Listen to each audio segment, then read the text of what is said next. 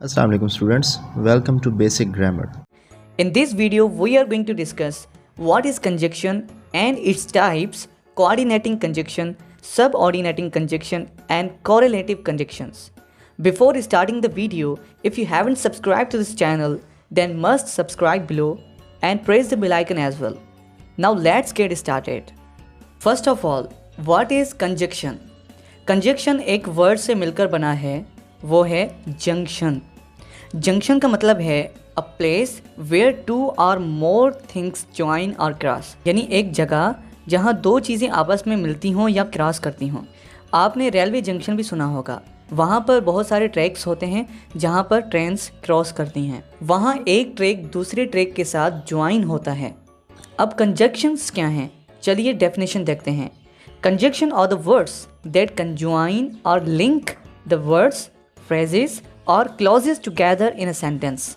यानी ये ऐसे अल्फाज होते हैं जो सेंटेंस में वर्ड्स को, फ्रेजेस को या फिर क्लॉजेस को आपस में मिलाते हैं, ज्वाइन करते हैं, लिंक करते हैं. For example, Aliza and Aslam are friends. Aliza और असलम फ्रेंड्स हैं. इस सेंटेंस में एंड एक कंजक्शन है जो अलीज़ा एक नाउन है और असलम एक और नाउन है. इन दोनों को आपस में ज्वाइन कर रहा है. I want to eat pizza और बिरयानी. मैं पिज़्ज़ा या फिर बिरयानी खाना चाहता हूँ. इस सेंटेंस में और एक कंजक्शन है जो पिज़्ज़ा और बिरयानी को आपस में ज्वाइन कर रहा है. I went to see him when he was sick. जब वो बीमार था तो मैं उसे देखने गया. इस सेंटेंस में व्हेन एक कंजक्शन है जो इस ग्रुप ऑफ वर्ड्स को एक और ग्रुप ऑफ वर्ड के साथ कनेक्ट कर रहा है. और इस सेंटेंस को हम ऐसे भी कह सकते हैं, व्हेन ही वॉज सिक, जब वो बीमार था, I went to see him, मैं उसको देखने गया. अब व्हेन को हमने सेंटेंस की बिगिनिंग में लगा दिया. तो कुछ कंजक्शंस ऐसे होते हैं जो हमेशा बीच में ही इस्तेमाल किए जाते हैं, उनको हम सेंटेंस की बिगिनिंग में नहीं ला सकते. लेकिन कुछ कंजक्शंस ऐसे होते हैं जिनको हम बिगिनिंग में भी यूज़ कर सकते हैं. Now turn to the types of conjunction. Number 1, coordinating conjunctions. Coordinating conjunctions are single words that join और लिंक वर्ड्स, फ्रेजेस और एलिमेंट्स. यानी कोऑर्डिनेटिंग कंजक्शंस ये सिंगल वर्ड्स होते हैं जो लफ्ज़ों, फ्रेजेस और क्लॉजेस या एलिमेंट्स को कंज्वाइन करते हैं, लिंक करते हैं. कोऑर्डिनेटिंग कंजक्शन 7 हैं. फॉर, एंड, नॉर, बट, और, yet, so.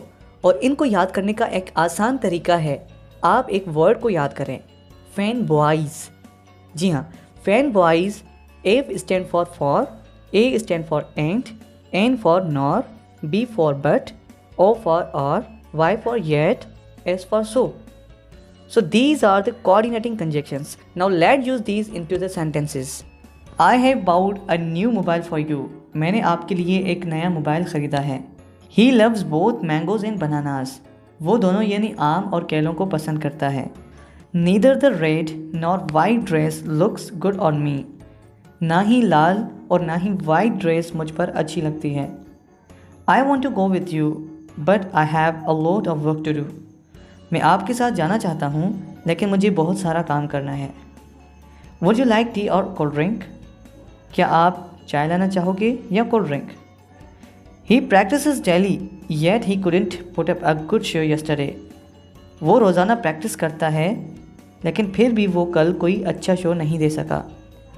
Both boys work hard so that they come first in tournament. दोनों लड़के सख्त मेहनत करते हैं ताकि वो टूर्नामेंट में अव्वल आ सकें. Remember, याद रखिए कि these coordinating conjunctions never come at the beginning of the sentence.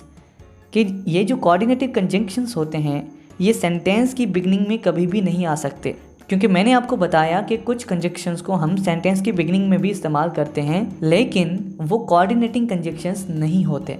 Now have a look on the second type of conjunction and that is subordinating conjunctions.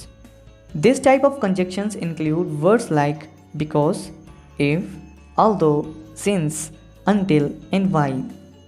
And these conjunctions are used to introduce a dependent clause. और ये जो conjunctions हैं ये किसी dependent clause के साथ इस्तेमाल किए जाते हैं। अब हमने अपनी प्रीवियस वीडियो जो हमने क्लोज वर्सेस फ्रेज बनाई थी उसमें डिपेंडेंट और इंडिपेंडेंट क्लोज जो कि क्लोज के टाइप्स हैं उनको डिफाइन कर दिया है। अगर आप वो वीडियो देखना चाहते हैं तो वीडियो के डिस्क्रिप्शन से और ऊपर आई बटन की मदद से आप वो वीडियो देख सकते हो। Now let's take an example. Because I woke up late this morning I went to school without eating breakfast. क्योंकि मैं आज सुबह देर को उठा तो मैं बगैर नाश्ता खाए स्कूल चला गया। अब यहाँ पर I woke up late this morning ये हमारा एक इंडिपेंडेंट क्लोज है, क्योंकि इसमें सब्जेक्ट वर्ब कॉम्बिनेशन है। आई एक सब्जेक्ट है, वोक वर्ब है, और ये हमें क्लियर सेंस दे रहा है। I woke up late this morning, मैं आज सुबह देर को उठा। लेकिन जब इसके साथ हम बिकॉज को ऐड कर रहे हैं तो ये हमारा इंडिपेंडेंट क्लोज में से डिपेंडेंट क्लोज बन जाता है। कैसे? Because I woke up late this morning, क्योंकि मैं आज सुबह देर को उठा। फिर क्या? तो आप देख सकते हैं कि बिकॉज के ऐड करने से ये हमें क्लियर सेंस नहीं दे रहा और ये इंडिपेंडेंट क्लोज में से डिपेंडेंट क्लोज बन जा रहा है। और जब हम इसके साथ किसी और इंडिपेंडेंट क्लोज यानी I went to school without eating breakfast इसको ऐड कर रहे हैं तो फिर ये जाके कंप्लीट मीनिंग दे रहा है। I went to school without eating breakfast ये एक इंडिपेंडेंट क्लोज है, क्योंकि इसमें सब्जेक्ट वर्ब कॉम्बिनेशन भी है और ये हमें क्लियर सेंस भी दे रहा है अगर इसे अलोन इस्तेमाल किया जाए। और इस सेंटेंस को हम इस तरह भी कह सकते हैं, I went to school without eating breakfast because I woke up late this morning.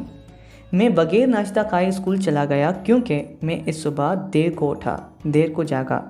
So you can see these subordinating conjunctions can also be used at the beginning of the sentence। और जो coordinating conjunctions होते हैं they can never be used at the beginning, लेकिन subordinating conjunctions को हम beginning में भी इस्तेमाल कर सकते हैं। Now let's use these subordinating conjunctions into the sentences।